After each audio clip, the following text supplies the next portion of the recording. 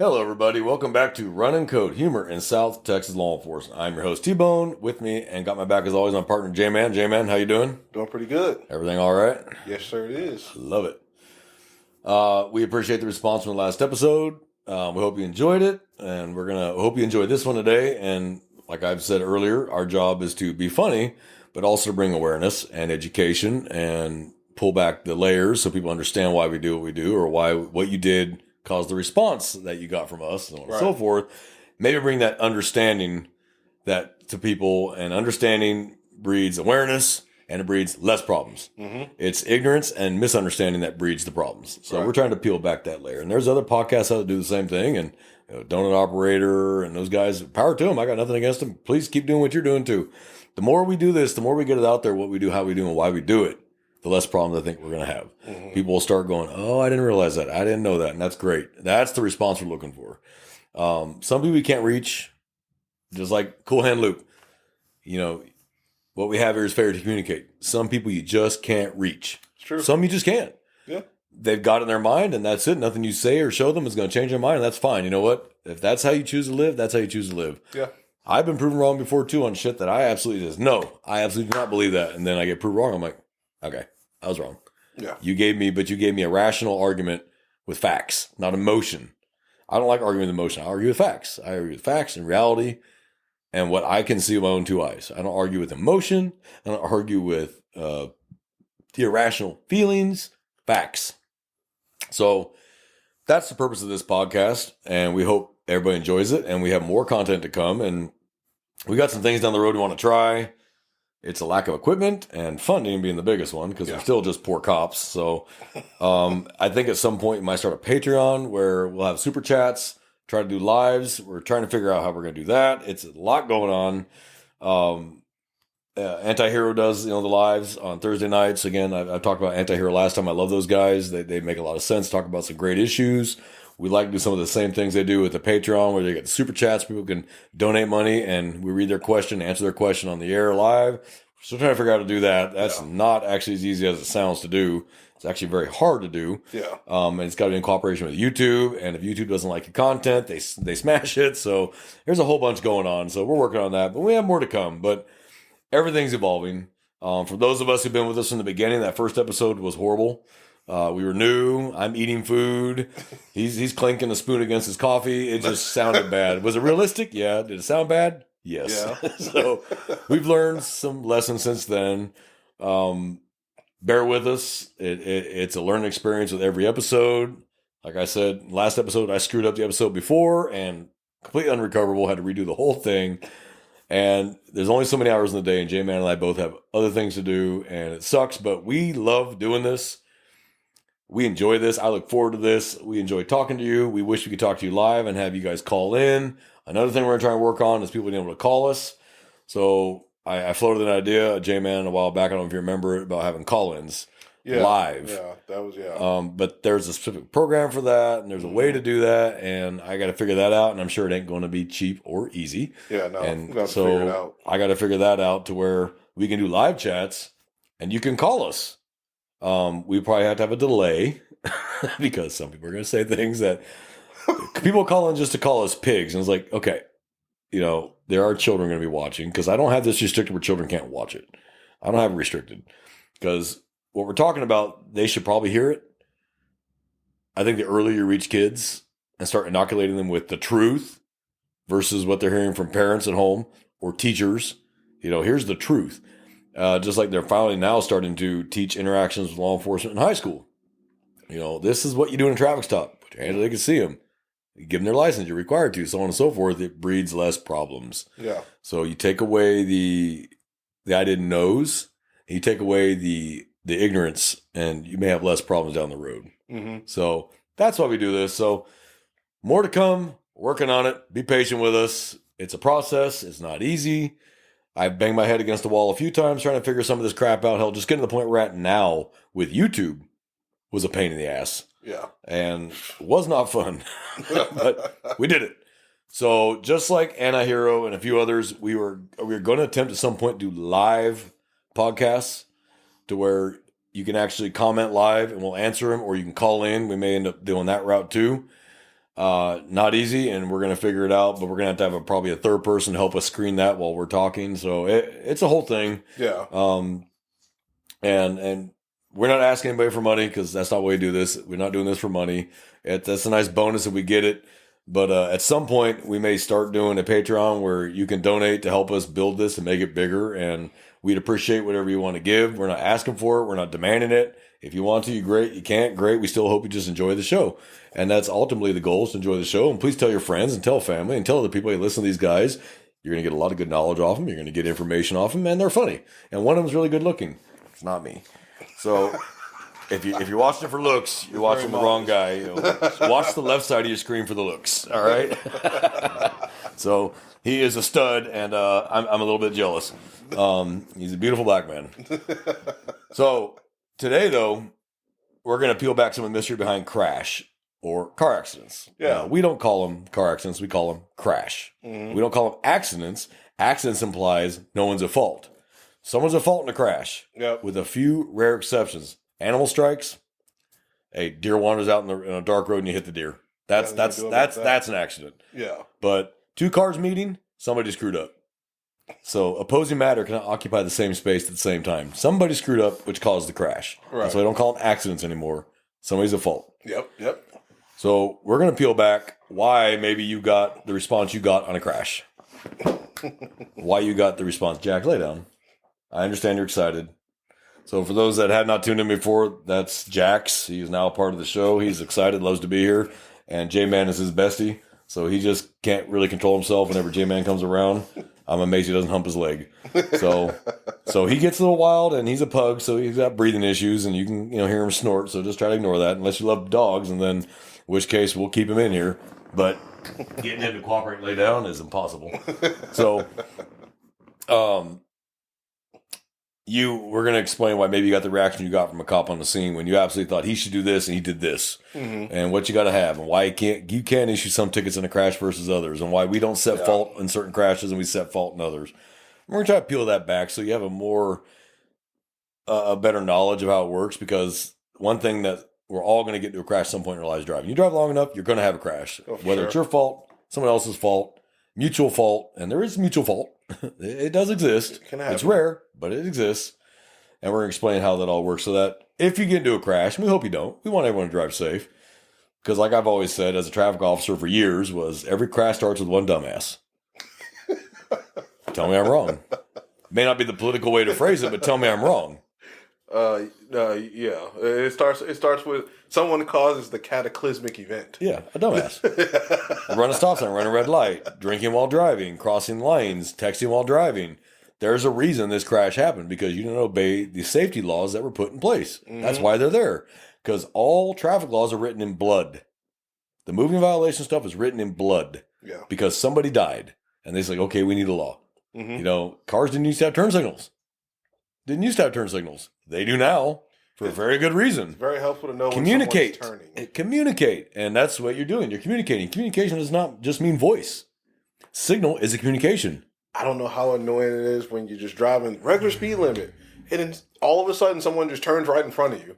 Like they're in front of you, and then they make a right turn to turn to another street, and you barely have time to brake. Well, if you activate your turn signal, that lets the person know behind you, okay, let me give this person some distance so they can turn right. Because you'll see people slow down to 2 miles an hour to make a turn. I'm like, you're driving a BMW, it can make that turn at pretty good speed. You don't have to slow down to 5 miles an hour. But you know what? You do you safely. Yeah. Fine. So I just learned to keep my distance from other cars. And I hate that, because I will be in the left lane, but I will keep a good 100+ yard gap from the car in front of me. People go, oh, that means move over. And 3 cars move in front of me. And I got to back off even further to give them that safe space, which is why I've never actually rear-ended anybody, but I've been rear-ended. Mm-hmm. Because they won't keep a safe space for me. Yep. And I'll tap the brake lights like, hey, man, back off. And when I had an old 1958, I would slam the brakes to the floor, because that's a 6,000-pound piece of iron. I'll slam the brakes to the floor. Your little Honda Civic ain't going to win. So, crash. It happens to everybody at some point or another. Whether it's your fault, not your fault, you got to deal with the ass pain of getting an estimate, getting a rental, getting insurance adjusters, dealing with their insurance company. Oh, they don't have insurance. Shit, now you got to deal with it. Do you have uninsured coverage? Crap, I don't have uninsured coverage. And for a little tip, anybody in Texas, you need to have uninsured coverage. Yeah. You really need to have uninsured coverage because I'm going to tell you right now, as a traffic officer, I would do 40 traffic stops a day. Half didn't have insurance. Half did not have car insurance. Yep. And they're the reasons that drives the rates up in this area. The next county over, it's half the price, but it's also a quarter of the population. Right. So it's going to be based on population amount. I guarantee you it's even higher in Houston, Dallas, Austin. I guarantee it's higher. Yeah. Because you get that many people together, you have that many more people driving without insurance. And I will tell you right now, what I learned is that the majority of people who caused the crashes were the unlicensed and or uninsured driver. Yep. Almost every time. Because they've already shown they don't care. Nothing to lose. They don't care. They'll go buy another piece of shit from a fucking salvage yard and drive that. Yeah. But your nice BMW, but you didn't get uninsured coverage because it's expensive, is now gone and you have no way to pay for it. Yeah. So I highly recommend, even if the car's paid for, get full coverage with uninsured. I'm telling you, just cover your ass. Yeah. Because ain't no one else going to. That's true. So, all right, you got into a crash. Minor fender bender. Let's do this scenario based at a time, and we can take each type of crash as it comes. And I guarantee people are going to be like, oh, the candle flicker. Again, candle, not light bulb. It's not a streamlight at 1,000,000 candle power. You met somebody in an intersection. Bam, that's how you met someone. The woman of your dreams plowed into you because you ran the light. Okay, no one's injured. If the cars are drivable, by state law, get them off the road. Yes. State law says if the cars are drivable, get them off the road. There's a reason for that. Don't sit there in the middle of an intersection at rush hour. Don't move. We got to wait for the cops to get here. No, you don't. Please get them out of the intersection. They want us to see what the cars look like. No, don't need to see that. Trust me, an experienced cop can look right at the cars and go, I know exactly what happened. Okay. Take pictures real fast as you can. Just get pictures real quick and then get them off the road. Just get them out. Because one, you're impeding traffic. You're slowing down, especially rush hour. And three, you're putting yourself in danger when the next idiot not paying attention comes roaring through the intersection and hit you. Yeah. It happens. We get secondary crashes at primaries all the time. I don't know how many times I've been on one side of the highway working a crash, and these people are paying attention to my crash and crashing into the guy in front of them on this side of the highway. All the time. So state law says if you get into a crash and no one is seriously injured, not you busted your pinky, seriously injured or dead, you don't move the cars. If you're seriously injured or dead, you don't touch anything. Now, chances are good if someone's seriously injured or dead, the cars aren't movable anyway. Yeah. Okay. But on the off chance they are, don't move them if someone is seriously injured or dead. Serious injury is defined as life-altering, life-threatening, or permanent disfigurement. Yes. That's serious bodily injury. A broken arm, not SBI. Broken ankle, not SBI. A broken pinky, not SBI. Open fractured femur, that's a serious bodily injury because without treatment, you'll die. Yeah. Internal injuries. If someone's sitting there and you can see massive bruising across their chest, don't move them and don't move anything. Major head injuries. Now, head wounds bleed a lot. So look at it closely because it could just be a minor cut, but it'll bleed like a stuck pig because it's a head wound. Yeah. So common sense goes a long way, people. But get the cars out the road. All right. You call 911. Oh my God, I got into a crash and this person ran the red light and hit me and blah, blah, blah, blah, blah. Okay, fine. Call taker draws up the key card, dispatches out to the nearest available unit. If it's a minor, no one's injured, they may take a while before they get there because they're dealing with the violent calls first. Shootings and stabbings or whatever, they have to deal with that first. If they see the key card, no one's injured, they'll get there when they get there. Be patient, they're coming. If it's rush hour, you ain't the only crasher working right now. Yeah. There's probably 5 other crashes that are working right now, and they might need 3 units to cover one because they got to get the cars out of the intersection because they're both not drivable. Yeah. So they're waiting for tow trucks to get them moved out. So I've pushed cars out of intersections before. I put the push bumpers and I shoved the car out of the intersection. If it's already totaled, it's totaled. Get out of the intersection because our first responsibility is to make sure everybody's okay. Second responsibility is get the road open. Yeah. Notice which one was first. People first. Yep. Then traffic. Yep. And we get that one all the time. Oh, you just care about traffic. No, I want to make sure you're okay. You've established you're fine. Now let's get the cars out of the road. Especially in rush hour. One fender bender can screw up a whole highway for hours. Oh, yeah. All right. Cops show up. All right, who was driving this car and who was driving that car? And you want to tell your side of the story, and she or he wants to tell their side of the story. Cops going to be like, stop. Give me a minute. First, I need licenses. The first question you should ask is anybody injured? That should be the very first question. Yeah. Does anybody need medical attention? And I'll tell you right now, we will ask that question several times. If we keep getting no's, we're going to ask that question several times for a reason. We're never going to assume you don't need medical attention. We're going to ask you, and then we're going to look for injuries too. You may not be aware you were hurt. You could be hurt and your adrenaline's up. You don't even know you're hurt. Yep. I might call a medical anyway and let you guys decline it. You sign the medical waiver. Fine, that's on you, not on me. Yeah. Then the next one's going to be, okay, I need your license. I need your insurance. Half the time, don't have a license or insurance. Shocker. I need your ID card. Okay, you got to give me your ID card. Is this your car? Yeah, okay. And then separately, I'm going to ask you what happened. I'm not going to ask you together because then you two start arguing right there in front of me and nothing's getting done. Okay, what happened? I was driving, I had the green light, and she ran through and hit me in the broadside. Okay, go to her. Hey, what happened? Oh, I had a yield turn, and I yielded, and I turned, he wasn't there. All of a sudden, he was there. And like, okay, his story makes sense. That story doesn't. And then I'm looking at the roadway evidence, and I'm looking at the lights, and I'm watching how the lights cycle. I'm like, his story makes sense. Yeah. You get a witness. What'd you see? I was right behind that dude. He had a green light. We were coming through the green light. She came right through and broadside of them. Okay, now I have a credible witness. And a credible witness is someone that's willing to be identified by name, date of birth, phone number, and address. That's a credible witness. Someone willing to be identified with all those factors. They're now considered credible. Right. If they're not willing to talk to you, if they're not willing to be identified, they're not credible witnesses. So what they'll do is they'll run you to make sure you have no warrants, make sure your license is valid, make sure your insurance is good, and then they'll issue, here's your case number or incident number. We don't issue case because it's not criminal. Here's your incident number. Here's your incident number. Contact your insurance company. I'm going to start a tow. I'm going to get these cars towed to the tow yard, and then y'all can figure it out from there. Tell your insurance company where they're at, and they'll send an adjuster. Have a nice day. Yep. It's that simple. A crash should not take any longer than 20 minutes. It just depends on how long it takes tow trucks to get there.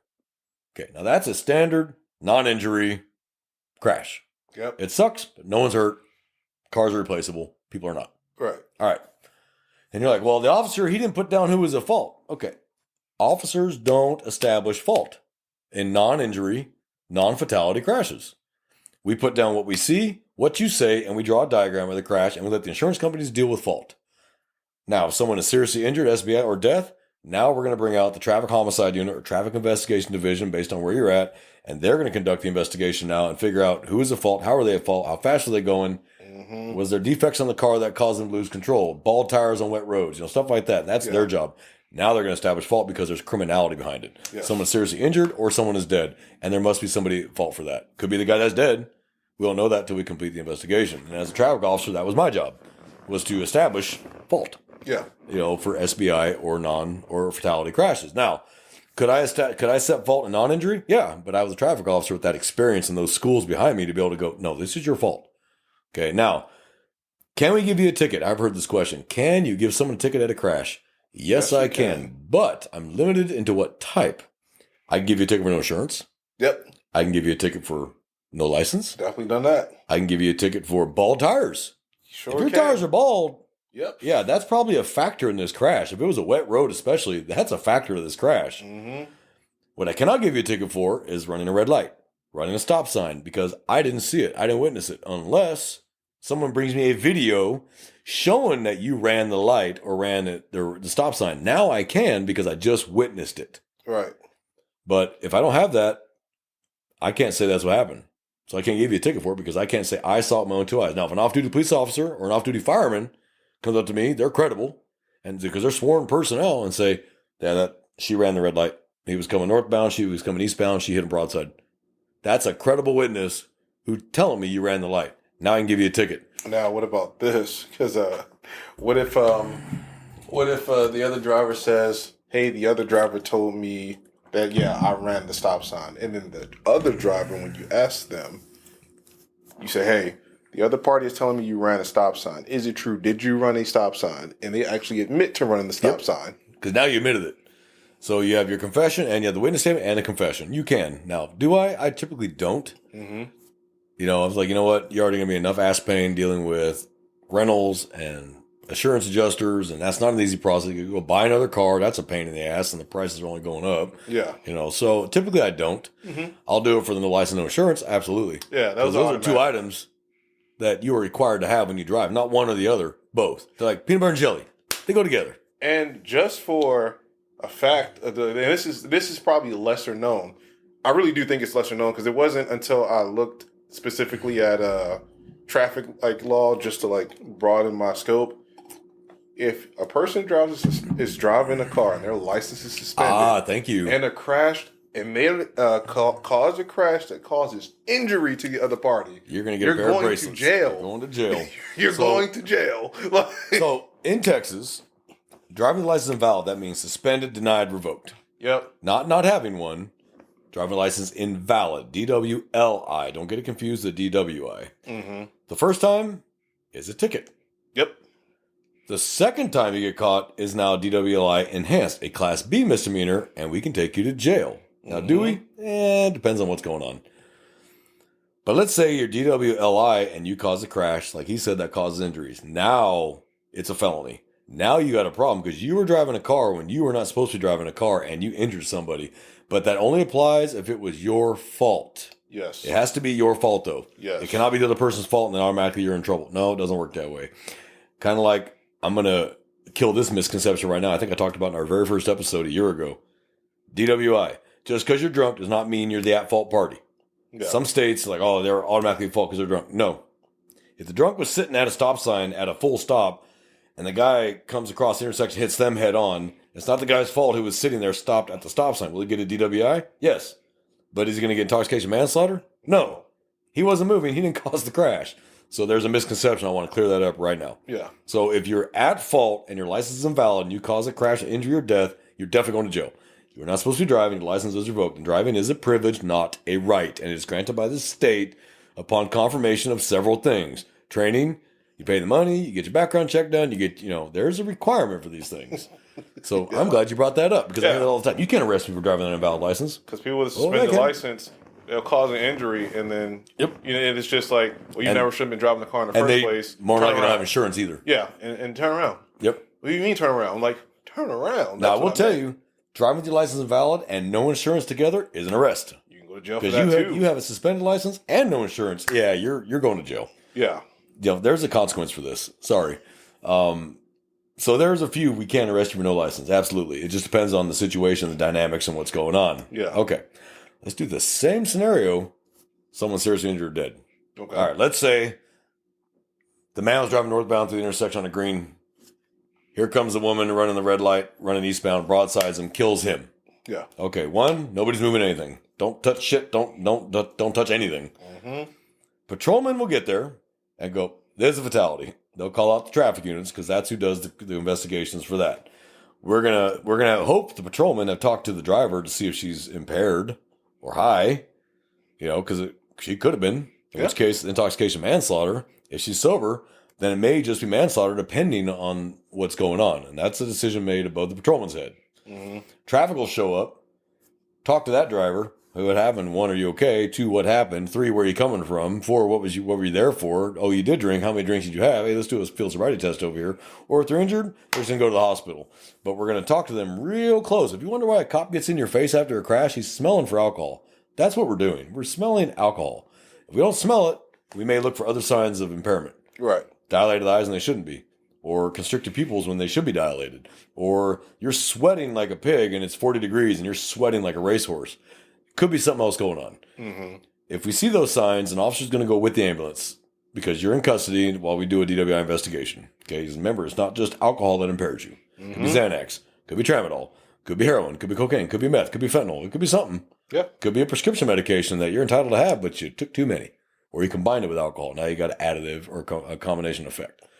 So traffic's going to get there, and they're going to shut everything down. And they're going to start looking at everything. And hey, see if that store's got footage. Someone go get that footage. All right, we're going to measure that skid. We need to start marking. They're going to get the paint. They're going to start marking everything. They mark where the tires are at, mark where the front of the car is at. They're going to mark the skids. They're going to mark all that because they need to be able to recreate it. And that paint lasts for a while. So we mark it to where if we have to shut that intersection down again in a week and come back and do more measurements, we can do that. Okay.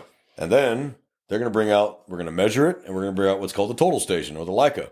And that's going to scan pictures as they stand there with that crystal that is accurate to 1/1000th of an inch. To measure this stuff because they got to put together a whole graph on exactly how this crash occurred. They got to measure skid. They got to do drag factor, elevation, distance to stop. They got weight of the car, the road. Is it wet? Is it dry? Is it sand? Is it asphalt? Is it gravel? There's so many factors when they need to figure out how this occurred. Right. We need to hold the right person accountable. So that's why it's such an involved crash. At that point, we will set fault. Mhm. but we're using math and science, and we're using books this thick. This is just intermediate crash investigation. This is basic crash investigation, pretty much. Right. Look how thick this crap is. Yeah. For those that can see it, that's just intermediate crash. Mhm. That's not even advanced crash. Reconstruction 1, Reconstruction 2, skid and yaw, MV-PED, commercial, train. There's so many different schools. That's just intermediate because there's so much math to it. Now, and this is like for everybody, like not for everybody, for those who say that cops are dumb and well, they only need a high school diploma or even a GED. This requires algebra, geometry, trigonometry, it's a common misconception for the Keystone Cop thing. Yeah, I understand it, but please do understand that a lot of our job is having more of a basic understanding of not obviously mathematical equations, psychological things that are going on, social understandings, emotional intelligence. Yes, some cops are dumb to a degree because they just don't know how to make a good decision. But don't paint us all with the same brush. We say it before, we say it all the time. For all the good, outstanding officers out there, just understand they may know a lot more than you. And they may just tote a high school diploma. And there's nothing wrong with it in some college. Yeah. It's nothing wrong with it. I learned a long time ago just having a degree doesn't make you smarter than anyone else. It just means you stuck something through for 4 years. But I've met some serious dumbasses with a master's, and I've met some fantastically smart people with a GED. Mm-hmm. They weren't the college type, but they're out there to work. So These are formula cards for crash. Math. Lots of math. And this is just intermediate crash. Yep. This is not even the advanced or reconstruction where you actually have to put a crash together and present it to a jury. So the difference between a crash that someone's going to jail is what were you doing? Was it intentional? Yeah. So people think you can't go to jail for speed. Yes, you can. Sure can. You absolutely can. And it's not, it's got to be over 100. No. Reckless is just wanton and reckless disregard for the motoring public around you. Speed limit 70, you're doing 100. Well, okay, almost 90. Let's say you're doing 90. You can go to jail for that. Mm-hmm. You can because you're driving a 4,000-pound bullet at 90 miles an hour. Yep. Yes, there's a reason we have speed limits. We're not just there to slow you down for fun. Speed limits are based on the grade of the road, how many lanes of the road, entrances and exits, what part of town is it. There's all these factors that the engineers put together to make a speed limit. So it's not just for officers to set up a speed trap. No. Or it's not it's not for us road pirates to harass like Frank Slope. An innocent civilian. Frank, this is for you, buddy. No. Those speed limits are written in blood. Those rules are written in blood because most accidents really are speed is the main factor in the crash. It really was. You're driving too fast to adjust to road conditions changing. That's why the highway is 70, but the residential road is 30. Yeah. You're not doing 70 on a residential road. If I catch you doing 70 in a residential road, you're going to jail. I am taking you to jail because there's kids that play in there, and you ain't going to stop in time. Yeah, or even 20 in some, some municipalities. Yeah, some. It's even slower, 20. Yeah, and there's a good reason for that, and it's set for safety. We're not trying to slow you down because we're trying to keep you from getting somewhere. We're trying to slow you down to keep you from killing somebody or yourself. Mm-hmm. So let's say, I can't talk about this one. It's not been adjudicated. I'll talk about an earlier one from about 6 years ago. Okay. This one has been adjudicated. The guy was doing 131 miles an hour. Here's what people don't realize. There's a black box in every car that tells us exactly how fast you were going. We get a search warrant, we download that box, and it tells us exactly how fast you were going at impact and 5 seconds prior. Mm-hmm. We also measure all the skid, and we'll get the same answer doing the old school math as the ACM separately, independently. We'll get the same answer on speed. Right. Well, let's see. Speed limit was 70. You were doing 131. Yeah, you're going to prison for manslaughter because you were going so fast. A reasonable and prudent person would know I'm going to kill somebody at this speed. That's why we require a license. That right there. But anybody, a reasonable, prudent person would go, hey, this is way too fast. This is not the Autobahn. And I was stationed in Europe, and people, I love the Autobahn. It's unlimited speed. That's not true. No. The average speed on the Autobahn is 80 miles an hour, 130 kilometers an hour. There's a reason. Now, you get way out in the middle of nowhere where there's no towns, then maybe they'll release the speed limit for a little while. But it's not just one end of Germany to the other on the Autobahn. It's unlimited speed. That's not true. Even over there, they have speed limits. There's reasons for that. Montana was the only state that didn't have speed limits for the longest time. There was no actual state speed limit in Montana. Wow. And then the federal government said, we're going to stop giving you federal funding unless you put speed limits on these roads. And now Montana has speed limits. So there was reasons for these things. People were dying from speed. So it's our job to, one, bring awareness, but two, bring accountability to those who caused it based on speed or texting while driving. And if you think we can't tell you're texting while driving, I'm not going to divulge how we know that. Let's just say we'll be able to find out that you were texting while driving. And if you kill somebody because you were texting while driving, we're going to arrest you for manslaughter because you were texting while driving, which is illegal for that very reason. Yeah. I don't know if you remember that kid that killed like 13 people up in New Braunfels. Oh, he was texting and he was high, but he was also texting. Cross lanes, hit that bus head on. Yeah. Killed like 13 of them. I think the only one that survived was the bus driver, and he took the first hit. But the other 13 were all seniors. So they couldn't handle that kind of impact and killed him. 13 people. Yep. This kid went to prison for a very long time. And that's what changed the law overnight. Because prior to the law changing, it was municipal code. Right. Cities made the decision whether that was illegal. And then the governor said, statewide, texting while driving is illegal. End of story. Yep. So speed is always the biggest factor. Number two is alcohol or narcotics. Yep. Whatever impairs you is the secondary factor. You combine those two things, you're probably going to have a busy night as a traffic officer. Yeah.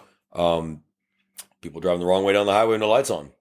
See it all the time. People driving in your lane going the direction you're going, but they got no lights on at night. That's usually an indicator. Start watching that car. Stay out of lane one.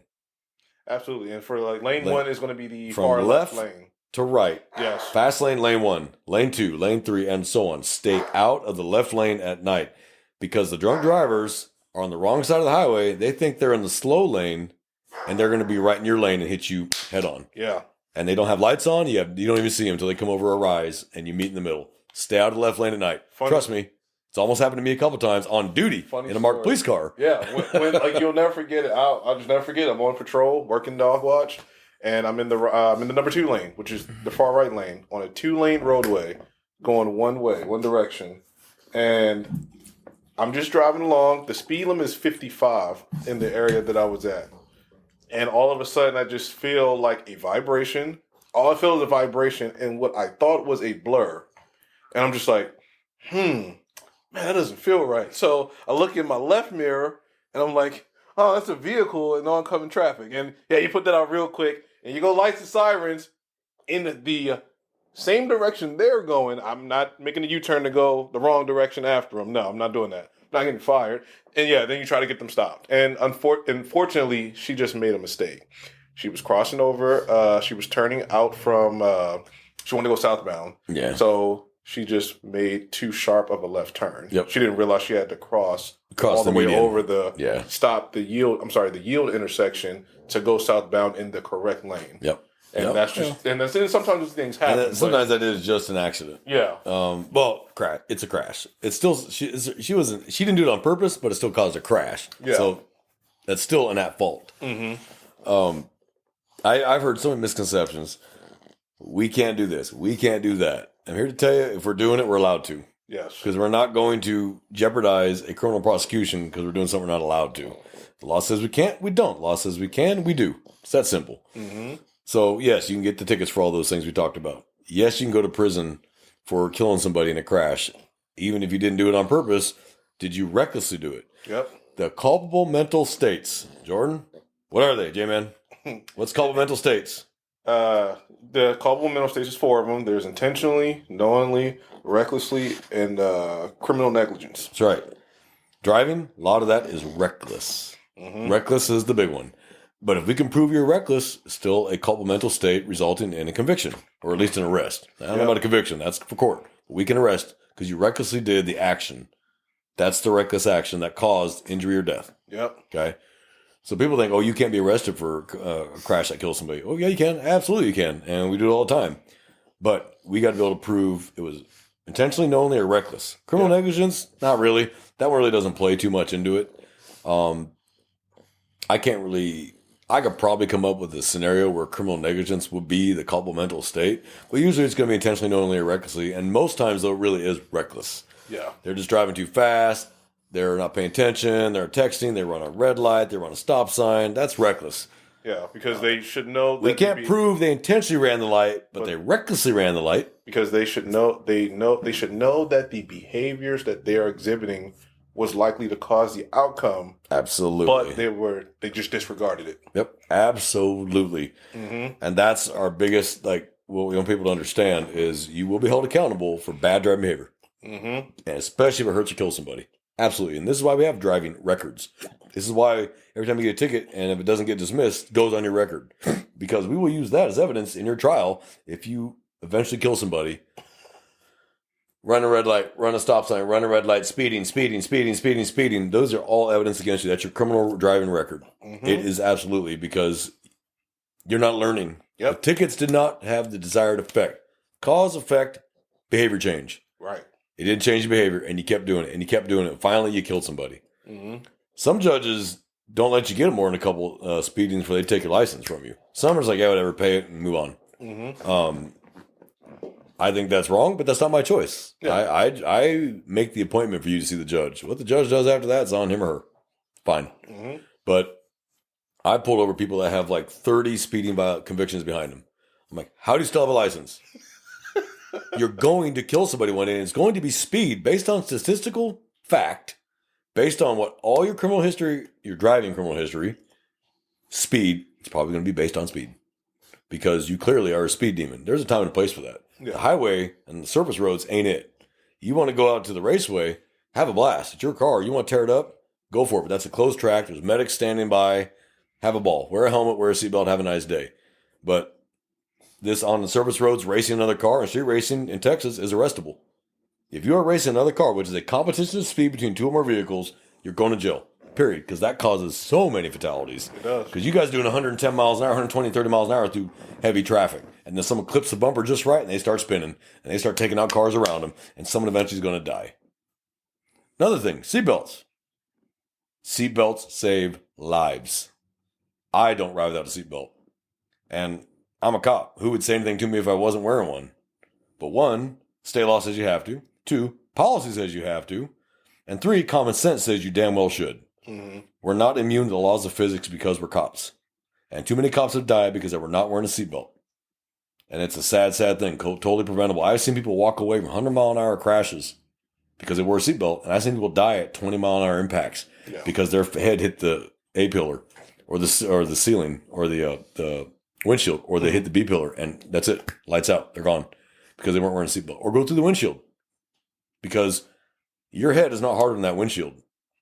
It looked horrible when someone goes through a windshield, and totally preventable. And I've heard all the excuses. Oh, the dumbest ones. Oh, wrinkles my clothes. That's a good reason to die. You heard that from somebody? I've heard that from somebody. I'm like, well, good reason to die, right? Because of your clothes. I've heard, well, I don't want to get trapped in it in a fire. Okay, but if you're not wearing it, you'll probably be knocked out, and you'll just burn to death because you don't even know because you're unconscious because of the head injury. If you're alive and awake, you can undo the seatbelt and get out of the car. So no, that argument told, what if I go into water? We're nowhere near water. So that's not really a factor here. But even if it is, it'll keep you, again, same concept, from knocking yourself out on the B pillar or the A pillar or the windshield so you're awake and alert enough to get out of the car. So I heard all these excuses. None of them matter. If you're in a motor vehicle on a public roadway, you have to wear a seatbelt. End of story. Kids have to be in car seats and booster seats.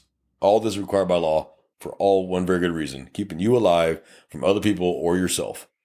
We can't control other people. You can control you. You can be doing everything right and still have someone hit you. Yes. But if you're wearing a seatbelt and you're driving like you're supposed to be, you'll be okay.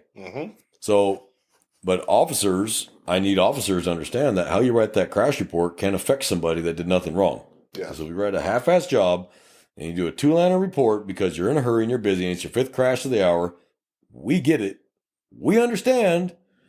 But this person did anything wrong and they got hit by the uninsured driver. And if they want to take civil legal action, the strength of your report is going to make the difference. That person actually getting justice, which means getting their car replaced, or injuries they might have incurred from it, and nothing because you wrote a shitty 2-liner because you're in a hurry. Yeah. You have responsibility. You got called there. Now you deal with it. So I encourage officers, when you pull up on a scene of a crash, be thorough, ask questions, take pictures if you have to. Nothing wrong with that. You're wearing a body camera. Use it. Yeah. Take it off and walk around the cars. Show the skid mark. The traffic investigation unit and the traffic homicide units are not going to come out if it's non-SBI and non-fatal. They're not going to. They have a million other things to do. The traffic officers do more than people realize. So that's why they don't come out to every crash. Some agencies, they do. Yeah. But the agency I work for, we don't. Like, SBI or death. Then we'll come out and deal with it. So I need you as the patrol officers to understand your responsibility is to the victim and to get the story right and to make sure that it cannot be contested later in court because you did a thorough crash investigation. The factors that caused it, the roadway factors, weather factors, driving factors, vehicle factors, all these factors go into play in putting together a crash report that makes sure the right person's held accountable for what they do. Mm-hmm. So I want you as officers to remember this. One day it might be you that gets smacked by another car, and that other officer shows up who's officer lazy and does a lazy-ass crash report, and then you got two insurance companies fighting over who's at fault, and you're not getting paid. Yeah. Because that officer was lazy. One day that might be you. So if you're a pro, if you're a fan of doing lazy work, well, then keep doing what you're doing, and one day it's going to bite you. Yep. And one day it's going to be you who's like, oh crap, I'm the victim now, and this officer's lazy. Be thorough, and karma will help you out. Yeah. So I firmly believe that. You get what you give. Yes, sir. So we wanted to talk about crash because there's so many misconceptions about it, how it works, why officers do what they do, why did I get a ticket? I didn't think I should have gotten a ticket. Why did they say he was at fault or I was at fault when he was at fault or she or whatever? It's based on driving laws, driving rules, roadway evidence, witness statements, victim statements, and we put it all together as a package and go, yep, you caused this crash. And there are some crashes we can't put together who was at fault. We just can't. I've had those too. And you're just like, I have no idea. You're both going to be at fault. Or I put in the report, unable to establish fault. Driver unit 1 said this. Driver unit 2 said that. Passenger unit 2 said this. Whatever. Put it all together and let the insurance companies deal with it. And most times they'll just deal with it with each other and they'll call it a day. Mm-hmm. If they can't figure out who's at fault, hey, just mutual funds, everyone's having a good time. Yeah. And wash your hands of it. Yep. So crash, though, is something that can apply to all of us because we almost all drive a car. Or we're all going to be a passenger of a car that gets into a crash. You need to know how this process works. So one, stop leaving cars in the middle of the effing highway when they're both drivable. Get off the fucking highway. I don't know how many times I've had to say that. And yes, it's a ticket. And I have given that ticket. I have given that ticket to people because they leave the car in the middle of lane 3 on a busy highway. And both cars are drivable. Yeah, lane 3, that's... So I pull up and I go, hey, are anybody injured? No. Are the cars drivable? Yeah. Then get off the highway. Follow me into that gas station. Go. Get off the highway. Go. Follow me to that gas station. And all I do is mark the coordinates real quick where the crash occurred and then get off the highway. My dash camera can see the crash, so I'm good. And get off the highway. And then, okay, I need both your license. You're both receiving a ticket for failing to clear the highway. Oh, we didn't know. It's on every billboard in Texas. It's on commercials in Texas on the radio. It's part of your driving test. And common sense to you, get off the effing highway before you get hit by another car who's not paying attention. And now we have a fatality. So get off the fucking highway. God, that drives me nuts. And you wonder why you're at a dead stop on the highway. And you're like, what the hell's going on? And then you finally get up to it, and it's a little mini fender bender. And they left it in lane 1. You're like, are you serious? There's an exit up there. Go to the gas station. The cops don't care where the accident occurred. They'll meet you wherever you meet. It was right back there on the highway. Cool, they'll get the coordinates and they'll move on. They don't need to come right to the scene. If you're not injured or dead, there's no reason to come right to the scene. Get off the highway. 1, for safety. And 2, you're slowing traffic down. So that's just a pet peeve. Oh my God. Get off the fucking highway. People are like, why does he keep foot stomping that? There's a reason for that. So that's just my 2 cents on crash. However, having been a traffic officer for 5 years in one of the largest metropolitan areas in the state of Texas, I can speak with some authority on how crash works. Yeah. Because I've only written about 1,000 of the damn things and witnessed 1,000 more that I'm just assisting on. Mm-hmm. And I've also gone to these schools that I showed you. I have some ability to talk about a crash. So everybody, look, just slow down. If you're late, you're late. You're not going to get less late going faster because you're not going to hit 88 and go back in time. There's no flux capacitor in your car. It ain't a DeLorean. So slow the hell down. You'll get there when you get there. Give space to other cars. And for those that don't understand why traffic jams occur, it's because they don't leave space. Mm-hmm. Well, people don't realize that. If you leave a 100-yard gap from the car in front of you, no matter how fast you're going, there will never be a traffic jam ever again. except for the choke points like interstate exchanges. Yeah. Regular highway, you'll never have one again. If you leave that kind of space between you and the car in front of you, that gives other cars the way to just come on the highway at full speed, slide right in. No one's got to hit the brakes. What causes the traffic jams is the brakes. Mm-hmm. The brakes light up, everybody starts lighting up their brakes, everybody starts slowing down. So the front will still be doing 60, the rear's doing 15. And everybody's bunched up on each other. Mm-hmm. If you leave that gap, the traffic jams will stop because people will be able to merge in and merge out. No problems. Yep. God, if I could just show everybody one day, if I get the whole county to cooperate one day and just everybody maintain 100 yards, see what happens. And all of a sudden everybody's at work in 15 minutes versus an hour, maybe the light bulb will start going over people's fucking heads to leave some space. Plus the crash rate would go down, way down that day. You may not even have a crash that day. Do the speed limit and leave a 100-yard gap and watch what happens. Driving is very, I've noticed driving is selfish. A lot drivers who cause these crashes, super selfish. Oh, yeah. Selfish and bad decisions. Oh, and yeah. It's emotional decisions. I think I can beat the traffic. You're not going to beat them. You beat it all right. Yeah, you beat it with a crash. And now everybody's already home now, and you're still sitting here waiting for law enforcement to get there to write your crash report because you're in a hurry. Mm-hmm. We could pound that drum all day long. In the end, you have responsibility driving a 5,000, 4,000, 6,000 pound bullet to drive it safely. And it is just as dangerous as a gun. And cars have killed more people than guns. Yep. Far more than guns. And they're not banning cars because everyone needs to get around. Mm-hmm. Democrats, Republicans, conservatives, liberals, doesn't matter. Everyone wants a car because they got to get around. But they're more dangerous than guns. Far more dangerous than guns. And you can kill more people with a car than with a gun. You hit the right traffic jam and you cause a massive pileup. You see them in the middle, in the east all the damn time. 90-car pileup on the highway. Started with one idiot driving too fast in the ice. And just they start spinning out and then boom, boom, boom, boom, boom.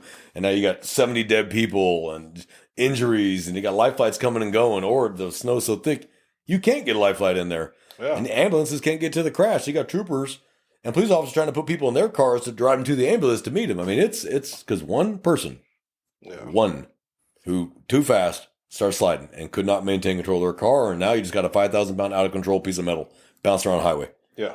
And everyone else trying to slam on the brakes, they start sliding. It's Christ, I've seen that. Back east visiting several years ago, about 10-something years ago in Pennsylvania, witnessed a massive pileup. And I'm glad that I was at the hotel. I just happened to stand on the balcony because I was smoking. And I looked down and I see the guy spinning, and then all of a sudden, boom, boom. I just watched this 70-car pileup happen. I was just sitting there staring at it like, holy shit. And I was Ellie at the time. I immediately got on the phone. Hey, call state police. You got a major out here.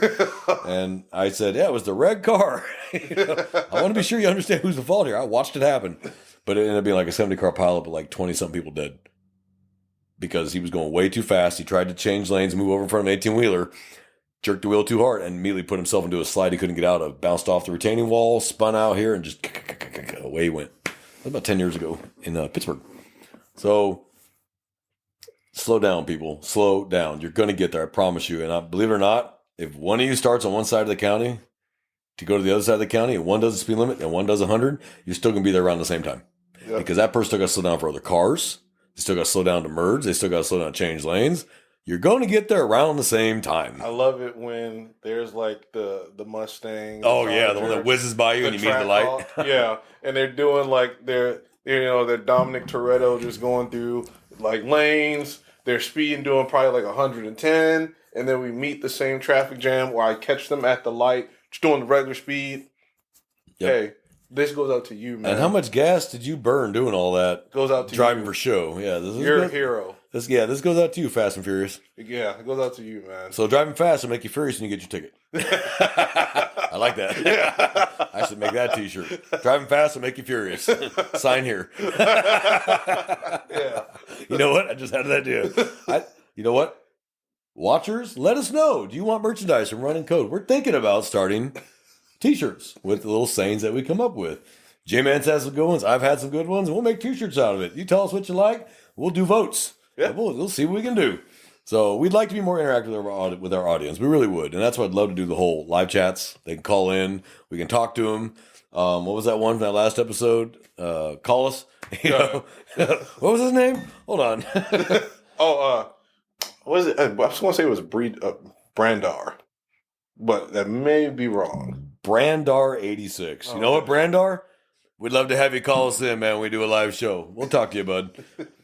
I have no problem with ignorance because I can correct ignorance. I can't correct stupidity. I can correct ignorance. I can't correct stupidity. Like I've told people, I can only explain it to you. I can't understand it for you too. Yeah. So another T-shirt. I can only explain it to you. I can't understand it for you. Sign here. So, J-Man, you got anything to add, brother? Oh, that's it. Well, I think this was a great session. I think some people got some knowledge, and hopefully, if one person got a little bit of knowledge, hell, it was worth it to avoid a crash. Because one, we're selfish by nature, and we hate working crashes. So no officer is happy about working a crash. I'm gonna tell you, no officer shows up with a smile on his face for a crash unless their first day as a rookie, and they're just excited to be away from the friggin' academy. But they're going to learn real quick within about a week. It sucks because as a rookie, you'll take every crash that comes out because that's how you learn. Yep. So trust me, I did. I was like, what the hell? The sixth one of the day? Well, that's how you learn. I've learned. Thank you. Now I can work a crash in about 10 minutes. I know what needs to be done. I'm out of here. Yep. But at first, you're like, well, I need to measure. Nah, you're not doing all that bullshit. Look at it. Use common sense and driving rules and figure it out. Yeah. So, J-Man, another great week. Thank you for joining me. Mm-hmm. I know you're busy and got things to do, but I think what we do is important, and so appreciate it.